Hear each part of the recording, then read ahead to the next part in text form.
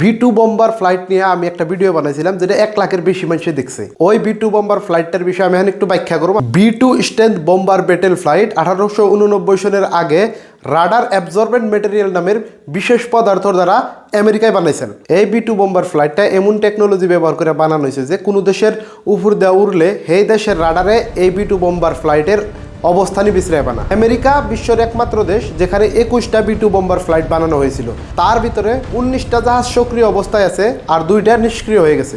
এই একটা B2 bomber flight বানাইতে আমেরিকার খরচ হয়েছিল $2.13 বিলিয়ন মানে 16,500 কোটি টাকার মতো। এই যুদ্ধ বিমান এতই শক্তিশালী যে এটা একসাথে 16টা নিউক্লিয়ার উইপন মানে 18,144 কেজি ওজন নিয়ে 1010 কিলোমিটার পার আওয়ার স্পিডে 11,000 কিলোমিটার নন স্টপ চলতে পারে। এই যুদ্ধ বিমানটি 2 জন দক্ষ পাইলটে নিয়ন্ত্রণ করে।